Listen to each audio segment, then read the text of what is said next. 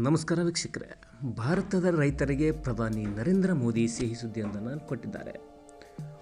ಹೊಸ ವರ್ಷಕ್ಕೆ ದೇಶದ ರೈತರಿಗೆ ಪ್ರಧಾನಿ ನರೇಂದ್ರ ಮೋದಿಯವರು ಸಿಹಿ ಸುದ್ದಿಯೊಂದನ್ನು ನೀಡಿದ್ದು, ಪ್ರಧಾನ ಮಂತ್ರಿ ಫಸಲ್ ಬಿಮಾ ಯೋಜನೆ ಅಂದರೆ PMFBY ಮತ್ತು ಪುನರ್ರಚಿತ ಹವಾಮಾನ ಆಧಾರಿತ ಬೆಳೆ ವಿಮಾ ಯೋಜನೆ ಅವಧಿಯನ್ನು 1 ವರ್ಷದವರೆಗೆ ವಿಸ್ತರಣೆಯನ್ನು ಮಾಡಲಾಗಿದೆ. ಇದರೊಂದಿಗೆ ರಸಗೊಬ್ಬರ ಸಬ್ಸಿಡಿ ಹೆಚ್ಚಳ ಮಾಡಿ ಅದರ ಉತ್ತೇಜನವನ್ನು 1 ವರ್ಷಕ್ಕೆ ವಿಸ್ತರಣೆ ಮಾಡಲಾಗಿದೆ.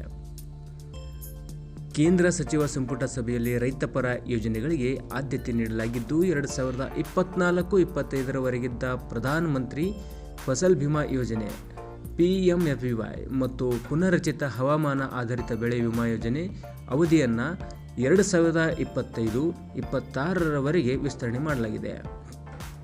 ಈ ಎರಡು ಯೋಜನೆಗಳಿಗೆ ನಿಗದಿ ಮಾಡಿದ್ದ ಒಟ್ಟು ಅನುದಾನವನ್ನು 66,515 ಕೋಟಿ ರೂಪಾಯಿಯಿಂದ 69,515 ಕೋಟಿವರೆಗೆ ಹೆಚ್ಚಿಸಲಾಗಿದೆ.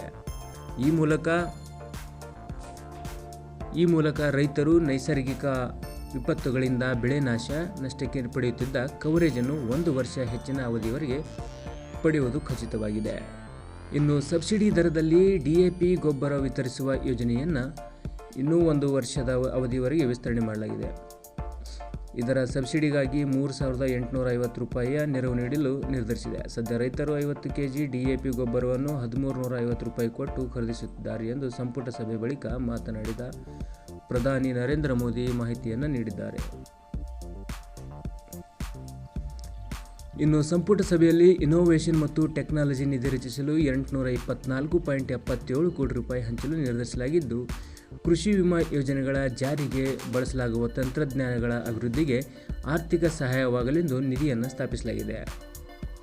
ಬೆಳೆ ಹಾನಿ ಮೌಲ್ಯಮಾಪನ, ಕ್ಲೈಮ್ಗಳ ಸೆಟಲ್ಮೆಂಟ್, ಸಂಶೋಧನೆ, ಅಧ್ಯಯನದಂತಹ ಅಭಿವೃದ್ಧಿಗಾಗಿ ನಿಧಿ ಹಣ ಬಳಕೆ ಮಾಡಲು ಕೇಂದ್ರ ಸರ್ಕಾರ ನಿರ್ಧರಿಸಿದೆ. ಸರ್ಕಾರದ ಈ ನಿರ್ಧಾರದಿಂದ ಕೃಷಿ ವಿಮಾ ವ್ಯವಸ್ಥೆಯನ್ನು ಸುಧಾರಿಸಲು ಸಾಧ್ಯವಾಗುತ್ತದೆ, ರೈತರಿಗೆ ಹೆಚ್ಚಿನ ಆರ್ಥಿಕ ಭದ್ರತೆ ನೀಡಿದಂತಾಗಿದ್ದು ಪ್ರಧಾನಿಯವರು ವಿವರಿಸಿದ್ದಾರೆ. ಸ್ನೇಹಿತರೆ, ಈ ವಿಡಿಯೋ ನಿಮಗೆ ಇಷ್ಟ ಅನಿಸಿದರೆ ಪ್ಲೀಸ್ ನಮ್ಮ ಚಾನಲ್ ಸಬ್ಸ್ಕ್ರೈಬ್ ಮಾಡಿ, ಲೈಕ್ ಮಾಡಿ ಮತ್ತು ಶೇರ್ ಮಾಡಿ. ಇದೇ ಥರದ ಹೊಸ ವಿಡಿಯೋ ಪಡೆಯೋದಕ್ಕೆ ಬೆಲ್ ಐಕನ್ನ ಪ್ರೆಸ್ ಮಾಡಿ.